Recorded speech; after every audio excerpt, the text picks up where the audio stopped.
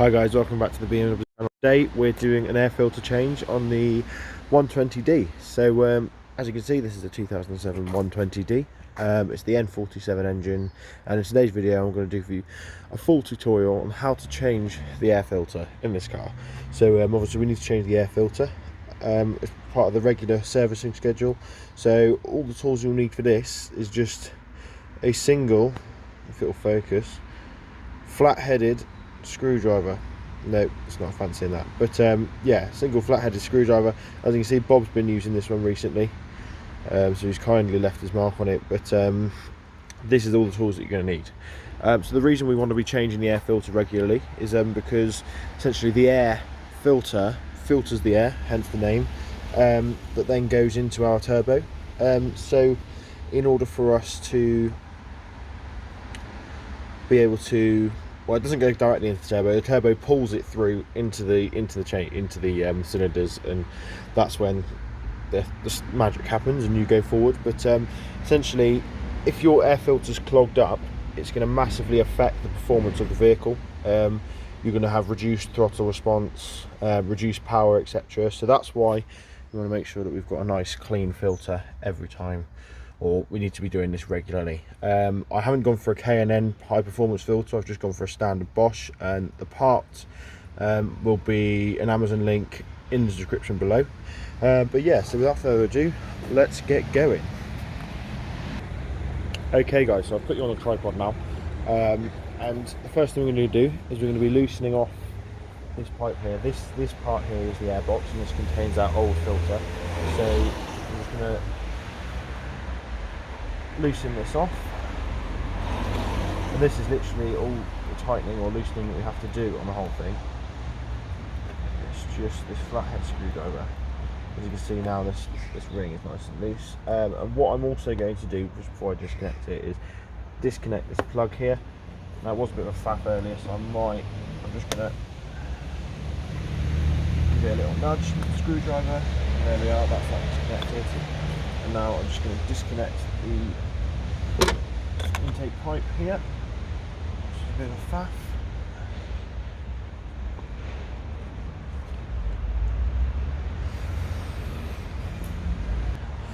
Okay guys, so after a bit of persuasion I've managed to get this disconnected now. So all we need to do now is just unclip here, and there's one on this side. Just make sure that these don't come off. They can do. It's a right faff to try and find new ones. And there we are. There's just a little part that fits in here, and there we are. So this is the part we're doing. Just going to place it down there. And as you can see, it's exposed our air filter. This is our old air filter, and as you can see, it's an absolute state. So this sort of crap is what is hampering performance, etc. So what I'm going to do now is I'm just going to grab a hoover and hoover out all that in there, because we do not want that getting into our engine. It's a good start. Okay guys, so rather typically the hoover has run out of battery, so I'm just going to sort of do this by hand and pick out any crappy bits that we do not want in the engine. Yeah, I'll just do that, and then we'll get back to the main part of the video. Okay guys, so I've cleared all that out. So what we're going to do now is we're going to put the new filter in, fresh out the box. As you can see, this is our new filter here. Just a quick interesting thing that I sort of think is worth knowing is the way that this air box works, is that the air actually comes through the kidney wheels at the front of the car, up through here, through the filter, and then into the engine via this pipe here. So hence why we get the build-up of crud here. So if there is a build-up there, it's not anything to do with the issue with the car, it's just the way that it's designed. So the air is meant to come up through here and into the pipe there. But yeah, it's more you know. So as you can see, we've got the new filter here. We're just going to place it into its little place. It's going to be a snug fit, because obviously we don't want any air leaks. Make sure it's in there nice and firmly.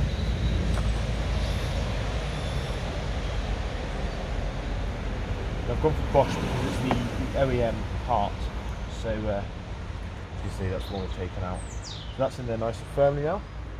So we're just going to do the reverse of what we did to get it off. So we're just going to slot these sort of teeth in the slot here. Because it's not going to go perfectly first time, because nothing ever does on this channel. There we go, that's in nicely. Now we're just going to clamp these on.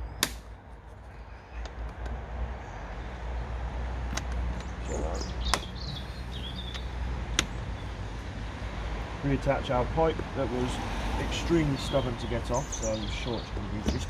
Oh no, that's gone on nice and easily. Remember, if we unplug stuff, plug it in, back in, otherwise you get an error. Engine warning lights. I think it's the airflow mass sensor or something. And now we're just going to tighten it up like this.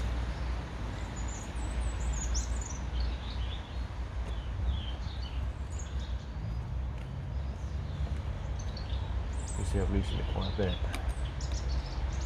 Get that off.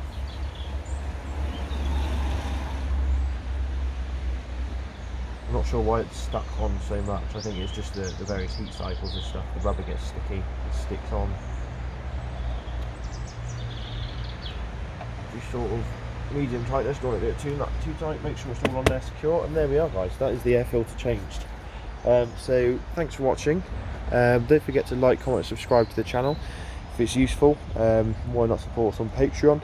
But yeah, so that's the air filter change for the N47 engine. Thanks very much for watching, and this is the start of a series of maintenance things. I'm going to be doing oil filter, oil change, fuel filters, and sort of my yearly maintenance plan. So stay tuned for those videos. Yeah, so thanks for watching, and I'll see you next one. Cheers.